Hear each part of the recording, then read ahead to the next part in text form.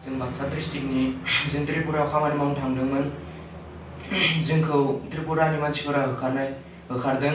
बेनिखायनो जों माने बिनिफ्राय आरो बेक गिदिंनानै जोङो फैफिननो गोनां जादों। बेनिफ्राय जोंखौ जाय मानसिया खामानि मावनो लांदोंमोन एबा खामानियाव जों जइन जाहैदोंमोन, खामानि मावहोनाय मानसिया जोंनो 1000 रां हरदों। बेजोंनो जोङो फैफिननो गोनां जादों। दा फैयै जोङो आसामनिनो दाबसे जायगा सिलचर होननाय जायगायाव जोङो बेयालासे मोनफैदों। बेयालासे जों गारि फिसा हमै फैदों। बिनिफ्राय गारिया खारासै। ओमफ्राय जोंनियाव दा आखायाव फैसा गरसेबो गैया जादों। माने फैसा थाखाया गैयिनि थाखाय जोङो जानायाथ' जानाय बादानो जानाय मोनखायाखै। बेनिफ्राय जि आखायाव गरसे गरनै थारमाने 10 थाखा 20 थाखा थानायजोंनो जोङो दै बायनानै दैखौनो लोंगासिनो। बेनिफ्राय सिलचर स्टेसनाव जों थांदोंमोन। स्टेसनाव थांनाय लोगोसे बेयावबो माने स्टेसनाव जोंखौ थानो होआसै। पुलिसफोरा थानानै जोंखौ सोंदों अबाव थांदोंमोन आरो अबाव थांनो होननानै। ओमफ्राय जोङो नलबारियाव थांनो, बेनिफ्राय गारि बन्द होननानै जोंखौ आरो होनाहरफिनो जोंखौ रायनानै दं होननानै। ओमफ्राय जों मा खालामगोन मागोन, जों जायगाबो सिनाय हाया, गोदान जाफैबाय बेयाव सिलचराव। बेनिफ्राय आरो जों ओरैनो लामा गिदिंगासिनो। बेयावनो जोंखौ माने सासे सिलचरनिनो मानसि लोगो मोननानै जोंखौ बियो लिंना लाबोदों गावसोरनिसिम।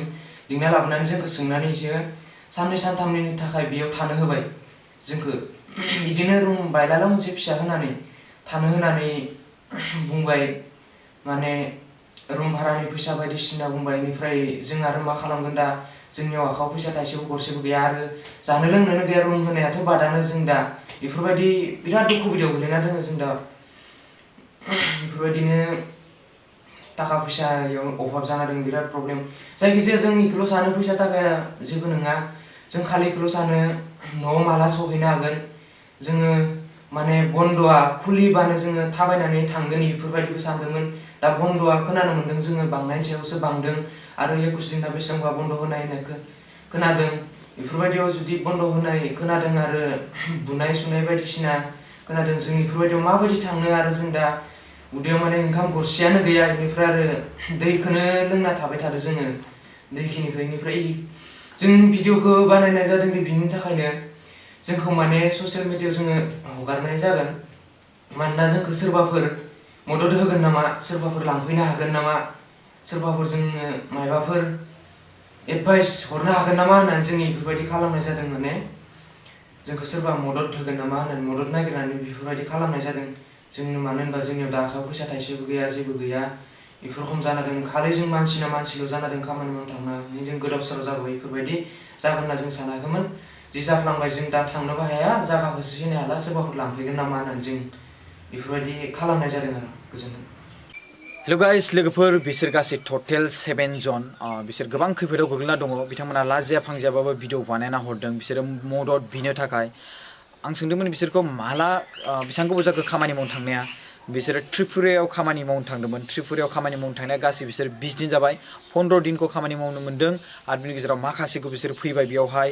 आरो बिनि गेजेरावहाय माखासे जेसेबांखिनि रां मोन्दोंमोन माखासेखौ मोनजोबाखै, माखासेखौ मोनजोबदों। आरो मोन्दोंब्लाबो बिसोरो गावसिनि जानायावनो थांजोब्बाय। आरो लोगोसे जाय फैसाखौ मोन्दों बिसोरो न'आव फैनायाव गारि रिजार्भफ्रावबो थांबाय। बिसोर गासै 7 जनमोन।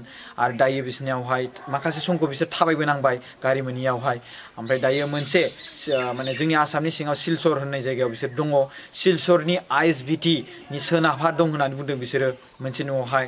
स' बेयावहाय बिसोरनोबो रुम भारा होनांगौ। बिसोरो जानाय लोंनो थाखाय बिसोरनाव रांखावरिनि बिराद गोनांथिबो जाना दं। दायो बिसोरनाव गासै टटेल 3500ल'सो रां दं होननानै बुंदों।